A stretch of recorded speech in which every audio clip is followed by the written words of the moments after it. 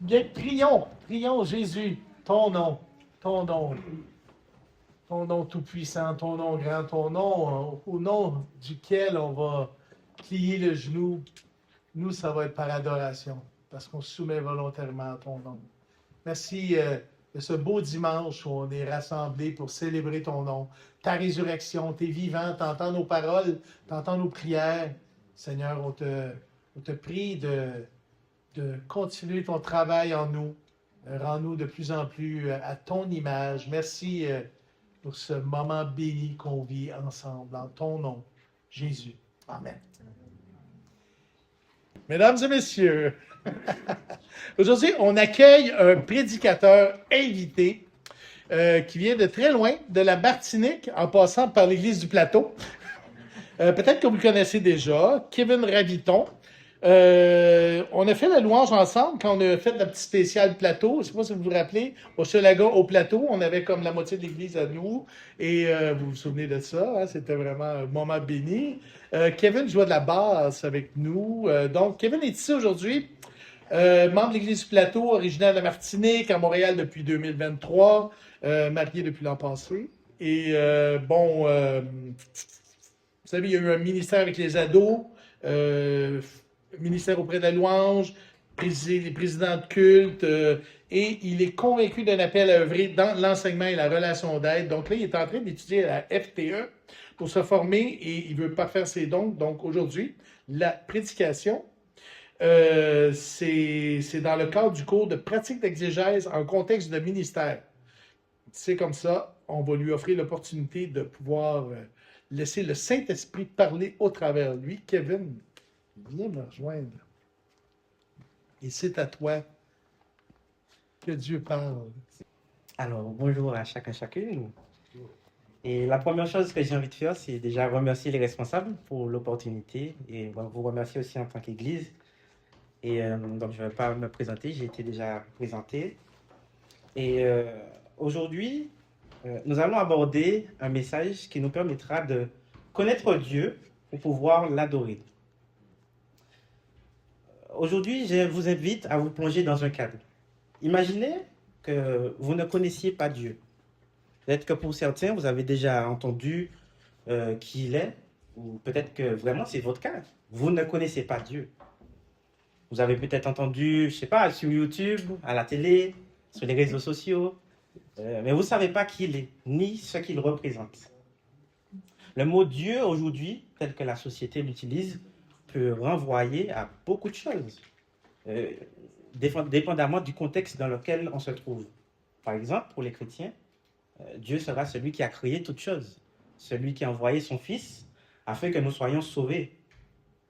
Pour un autre groupe, ces personnes vont penser que Dieu, c'est entre guillemets une énergie. C'est un concept abstrait, quelque chose qu'on ne peut pas vraiment saisir. Et puis d'autres vont jusqu'à penser qu'il n'existe pas de Dieu. Et chacun va décider de vénérer ce en quoi ils ont placé leur foi. Mais un jour, imaginez que vous parvenez à savoir réellement qui est Dieu. Cette découverte vous touche si profondément que vous décidez de reconnaître qui il est, qu'il représente tout et que rien ne peut être au-dessus de lui. Cette découverte va vous toucher de manière profonde, de sorte que maintenant, à partir de ce jour, vous consacrez votre vie à l'adorer. La Bible nous montre progressivement qui est Dieu. Quel est son plan pour l'humanité, pour la création et pour toutes choses. Si vous ne savez pas qui est Dieu, ou vous ne savez pas quoi répondre à quelqu'un qui vous demande « mais qui est Dieu ?» Enfin, c'est qui? Enfin, de quoi on parle? Eh bien aujourd'hui, grâce à cette parole, vous pourrez répondre à cette personne, de savoir qui est Dieu, vous pourrez, grâce à la parole de Dieu, répondre. Si vous ne savez pas comment adorer ce Dieu, aujourd'hui, grâce à cette parole, vous saurez comment adorer Dieu.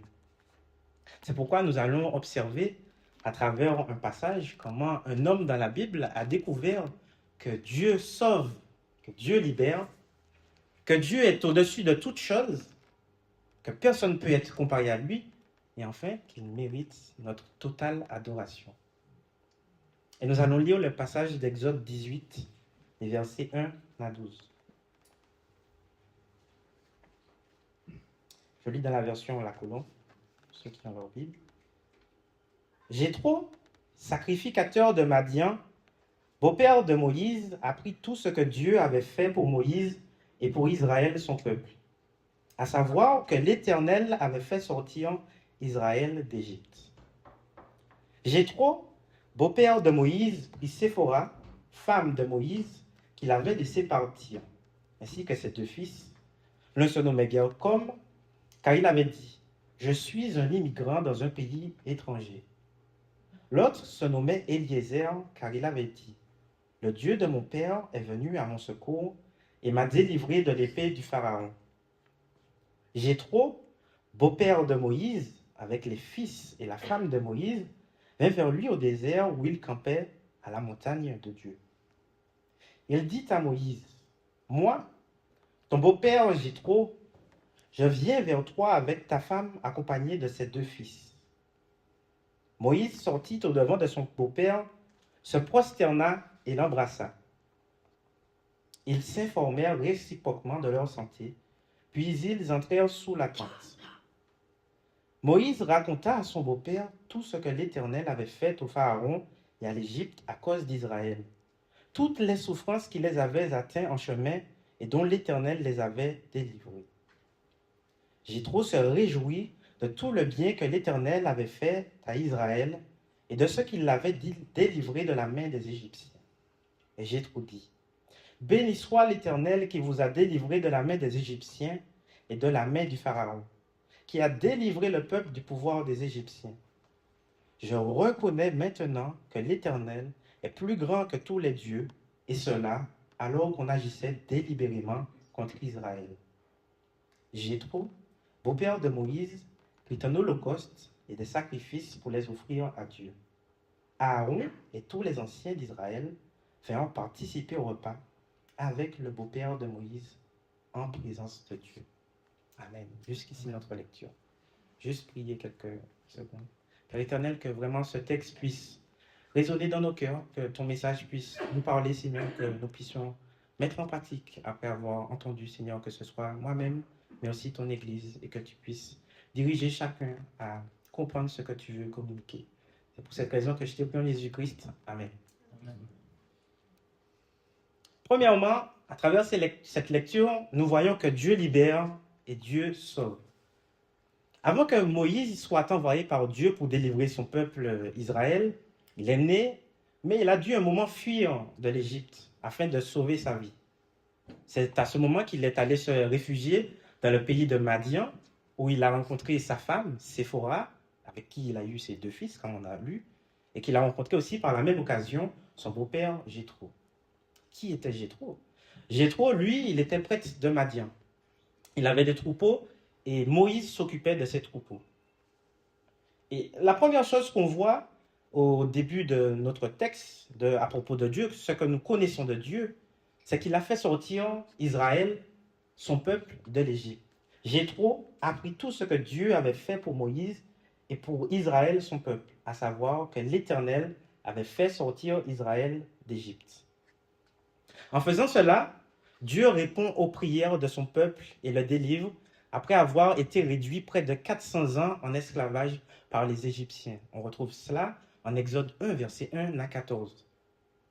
Dieu a entendu les soupirs de son peuple et a envoyé Moïse afin de les délivrer du Pharaon et de l'Égypte.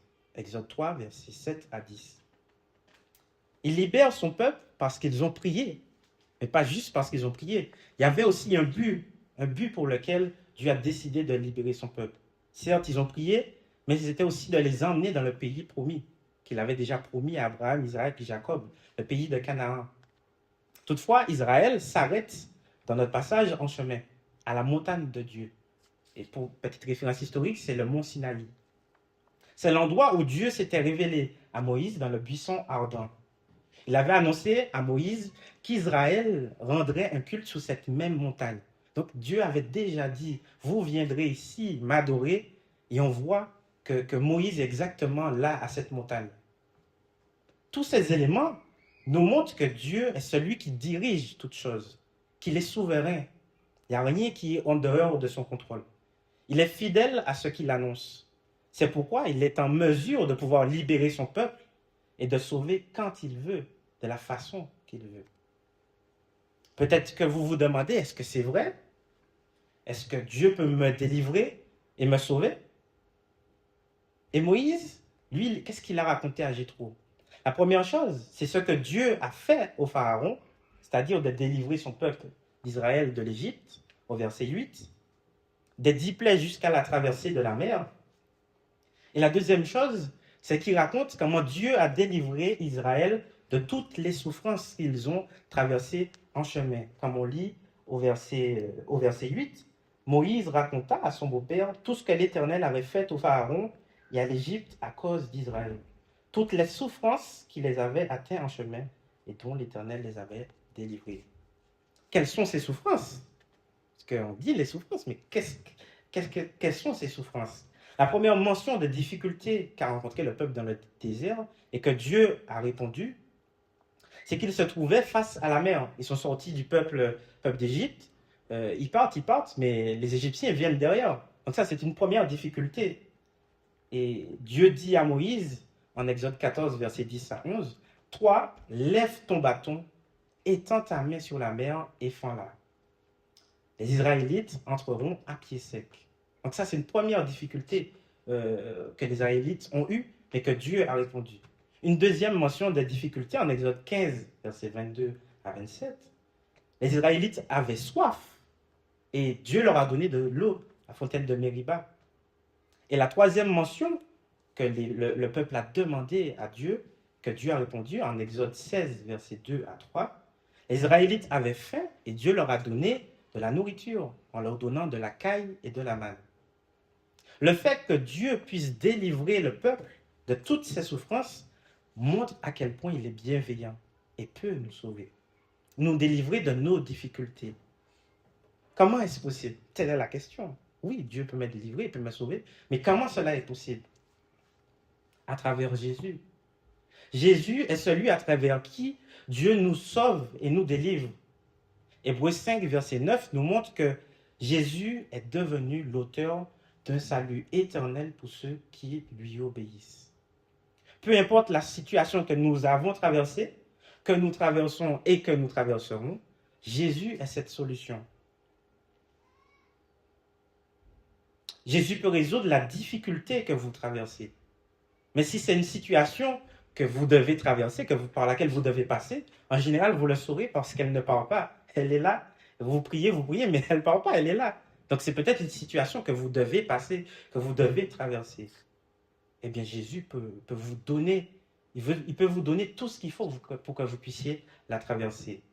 Supporter, persévérer et enfin être victorieux dans cette difficulté, dans cette phase difficile.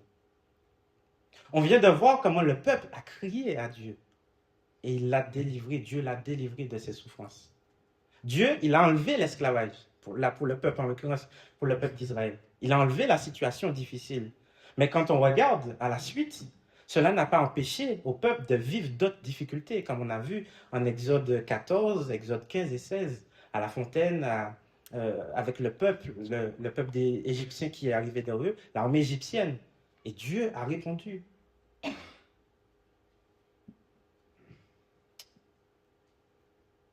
La question qu'on doit se poser, c'est nous. Sur quoi nous nous appuyons? Quand il y a la situation difficile, quand viennent les moments difficiles, sur quoi nous nous appuyons quand nous traversons ces situations? Ce passage nous invite à croire que Dieu sauve. Dieu a la capacité de nous libérer de toute situation. Faisons confiance à Dieu. Il est bon en tout temps. Acceptons le salut qu'il nous offre à travers Jésus. Et si jamais nous avons déjà accepté ce salut, est-ce que nous ne le rappelons? Est-ce qu'on se rappelle de ce salut? Est-ce qu'on se rappelle que Dieu sait que nous traversions des moments difficiles? Il nous permettra de traverser ces difficultés, même si c'est difficile. Puisque c'est une réalité, communiquons aussi aux autres que Dieu délivre, qu'il sauve à travers nous. Témoignons de ce que Dieu fait pour nous. Il faut dire, il faut parler autour de nous. Nous sommes un témoignage de ce que Dieu fait. Si Moïse n'avait pas dit à Jéthro tout ce qu'il avait fait. Comment Jéthro aurait pu savoir ce que Dieu fait, ce que Dieu a fait? Discernons et reconnaissons les pensées qui remettent en question l'œuvre du salut qu'offre Jésus. Discernons aussi ces pensées qui nous poussent à croire que nous ne pouvons pas traverser les situations difficiles. Rejetons-les. Connaissons ce Dieu qui est libérateur. L'affirmation qui éclaire tout notre passage. Personne ne peut être comparé à Dieu. Oui, Dieu sauve, Dieu délivre. Et à travers ce texte, Dieu nous montre que personne ne peut être comparé à lui. Lisons la déclaration de Jéthro au verset 11, où Jéthro dit « Je reconnais maintenant que l'Éternel est plus grand que tous les dieux, et cela alors qu'on agissait délibérément contre Israël. » Ce qui est tellement beau quand on regarde 2 versets plus haut, à partir du verset 9, c'est de voir que premièrement, Jéthro est émerveillé devant l'œuvre de Dieu. Jéthro se réjouit de tout le bien que l'Éternel a fait à Israël. Deuxièmement, la chose qu'on observe, c'est que Jéthro bénit Dieu pour avoir sauvé son beau-fils, sauvé le peuple d'Israël et de les avoir tous sauvés du pouvoir des Égyptiens, au verset 10. Mais la question qu'on se pose, comment est-ce qu'un homme qui ne fait pas partie d'un peuple, qui habite dans un autre pays, en l'occurrence Madian, est si content que notre pays soit sauvé? Dans le contexte actuel, ça ne ferait pas un grand bruit, mais comment un homme peut s'intéresser? Alors, oui, Moïse, c'est son beau-fils, donc ça peut légitimer le fait qu'il soit content que ce peuple soit sauvé. Mais il pourrait tout aussi bien rester là et dire, bon, je suis content, Dieu vous a délivré, et rester là. Mais s'il habite dans un autre pays et qu'il se réjouit que notre peuple soit sauvé, ça passe, c'est OK. Mais comment est-ce qu'un homme qui a la fonction de prêtre dans son pays, et un prêtre, c'est quelqu'un qui était chargé de consulter et de communiquer la volonté de Dieu. Il faisait aussi office d'intermédiaire entre Dieu et le peuple. Et leur fonction aussi était de présenter les offrandes à Dieu. Donc comment est-ce qu'un prêtre d'une autre nation peut bénir un autre Dieu? Comment il peut bénir le Dieu qui n'est pas le Dieu de son peuple? Et pour amplifier notre incompréhension, comment est-ce que Jéthro, en tant que prêtre de Madian, affirme au verset 11, « Je reconnais maintenant que l'Éternel est plus grand que tous les dieux, et cela alors qu'on agissait délibérément contre Israël. » En affirmant et en déclarant cela, Jéthro n'affirme pas seulement que l'Éternel est au-dessus du Dieu de l'Égypte, mais il affirme que Dieu est plus grand que tous les autres dieux. Ce qui veut dire que Dieu est aussi plus grand que celui de Madian. L'Ancien Testament va présenter les Madianites comme un peuple qui a entraîné Israël à l'infidélité envers Dieu. Le constat est clair. Nous assistons à la conversion de Jéthro qui reconnaît que l'Éternel est le seul vrai Dieu. Il n'y a personne qui peut être comparé à lui. Il n'y a personne qui peut être au-dessus de lui. On vient de lire Acte 4, verset 12. « Il n'y a de salut en aucun autre, car il n'y a sous le ciel aucun autre nom qui a été donné parmi les hommes par lequel nous devions être sauvés. » Mais qu'est-ce que cela implique? Que Dieu soit au-dessus de toutes choses. Qu'est-ce que ça veut dire pour nous? Mais de très bonnes choses. La première chose, c'est que nous ne pouvons pas être sauvés, secourus ou délivrés d'une situation si ce qui nous secourt n'est pas plus grand que la situation. C'est impossible. C'est comme si vous êtes dans une émission de télé, un test de culture générale, on vous pose une question. Je ne sais pas c'est quoi la question, mais on vous la pose. Mais vous n'avez pas la réponse à cette question. On vous donne la possibilité d'avoir un joker. Vous pouvez appeler quelqu'un. La petite question, qui est-ce que vous allez appeler? Une question, qui est-ce que vous allez appeler? Ne me dites pas, je ne veux pas savoir.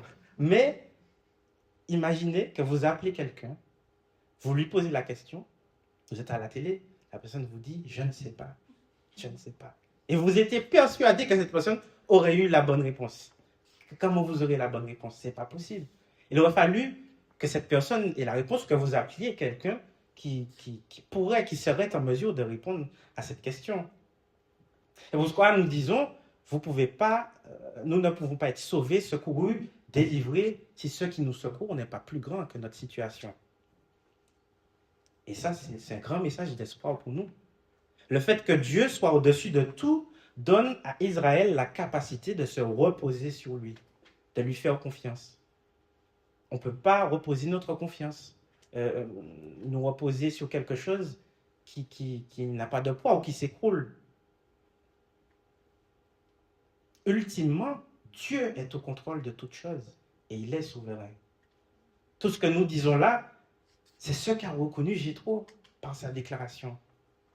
Tout ce qu'il pensait être une valeur ou le Dieu de son pays ou le Dieu de l'Égypte, il reconnaît que c'est rien devant Dieu. Dieu est au-dessus de tout.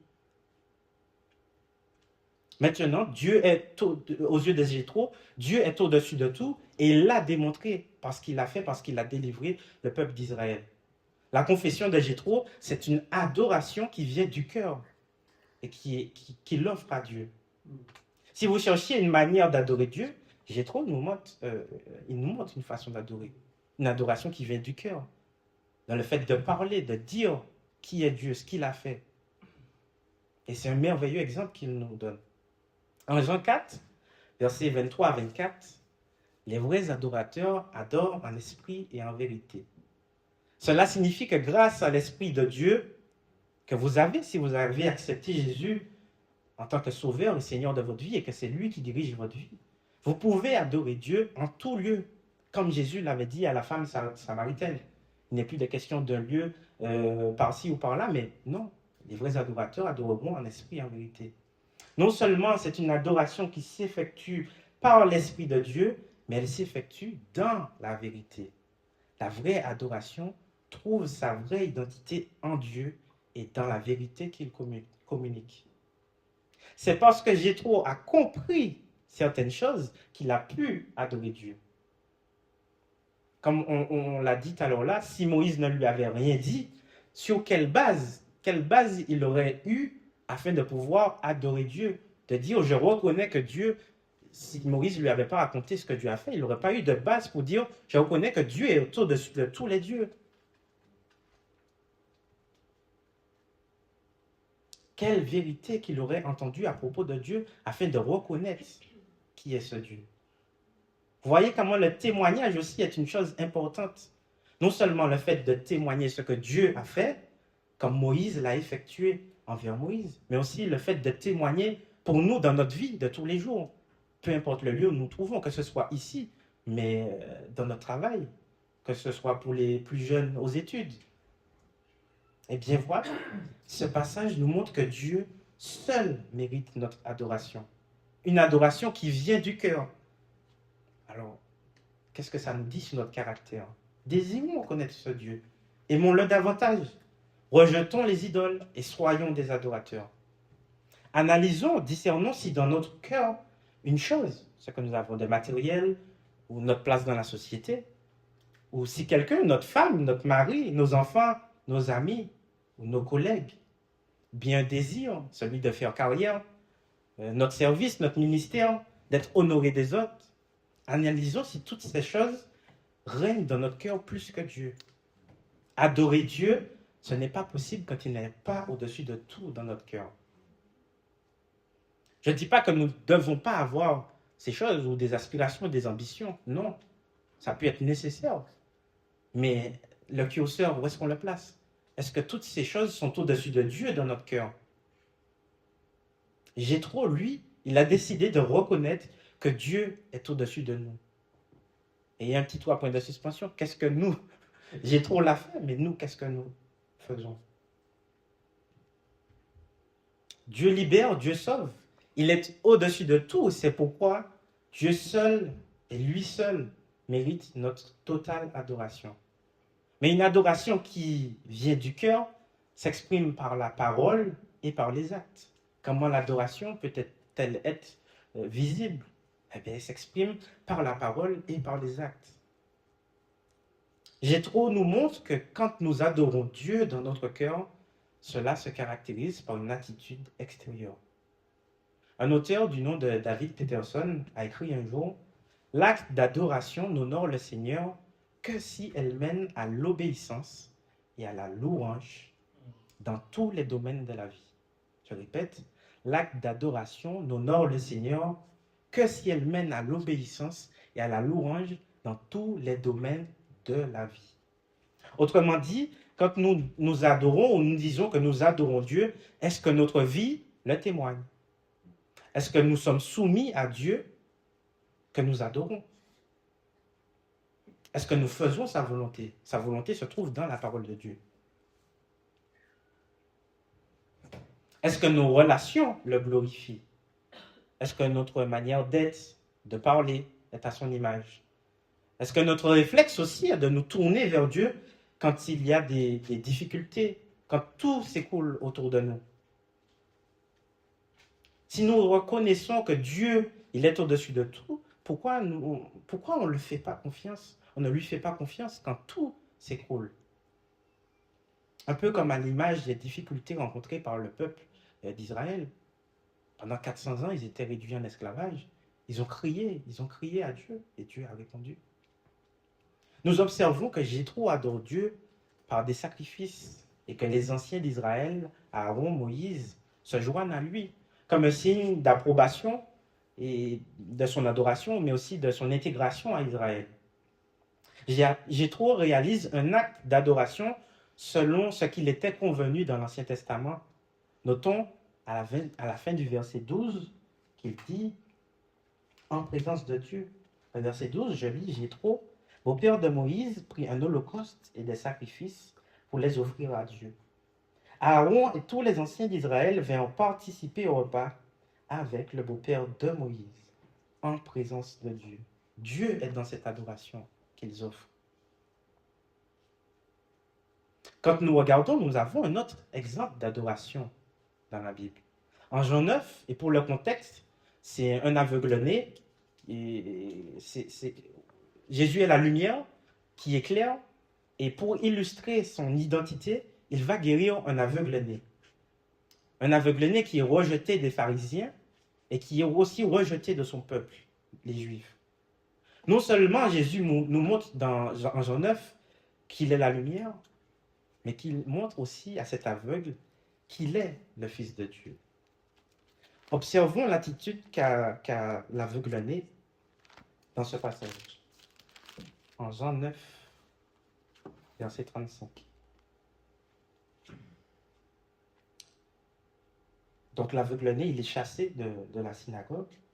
Et verset 35, Jésus apprit qu'il l'avait jeté dehors.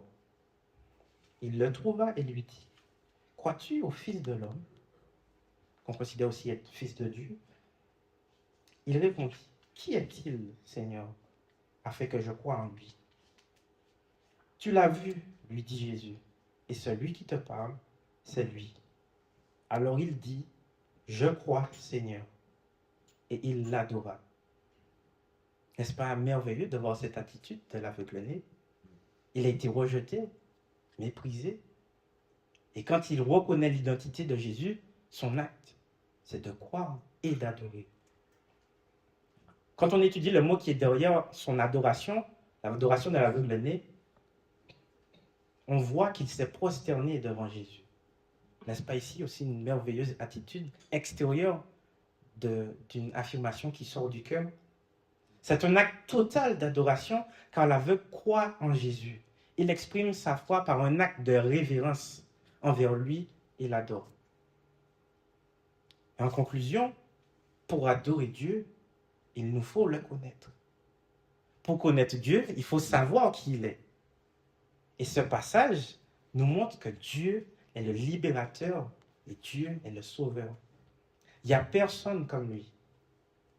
Et il mérite une totale adoration. Il mérite notre adoration. L'exhortation que je peux nous laisser en cet après-midi, c'est de considérer quelle est l'adoration que nous offrons à Dieu. Je n'adore pas Dieu parce qu'il fait des choses pour moi, mais j'adore Dieu parce qu'il est au-dessus de tout et parce qu'il le mérite. Donc quand bien même Dieu ne fait pas ce que moi je veux, Mon adoration ne doit pas être due à ce qu'il fait, mais parce qu'il est au-dessus de tout et qu'il le mérite. Je crie à Dieu quand tout va mal parce qu'il est le seul qui est vraiment capable de me libérer et de me sauver. Rappelez-vous de cette image. On ne peut pas appeler, si vous décidez d'être secouru, vous ne pouvez pas appeler quelque chose qui ne peut pas vous secourir. Et c'est pour ça que si je crie à Dieu, c'est parce que c'est lui qui est vraiment le seul qui a vraiment la capacité de me libérer et de me sauver de toutes choses. Donc la première chose que nous devons faire, c'est de nous tourner vers lui. Et comme l'apôtre Paul nous le recommande en Romains 12, verset 1, je vous exhorte donc, frères, par les compassions de Dieu, à offrir votre corps comme un sacrifice vivant, saint, agréable à Dieu, ce qui sera de votre part un culte raisonnable. Que notre vie puisse témoigner de ce Dieu que nous adorons. Et si vous êtes présent et que vous ne connaissez pas Dieu, que vous avez peut-être entendu parler de lui, je vous souhaite de découvrir qui est ce Dieu, que vous puissiez reconnaître qu'il est celui qui libère, qu'il est celui qui sauve, et que vous puissiez consacrer votre vie à l'adorer.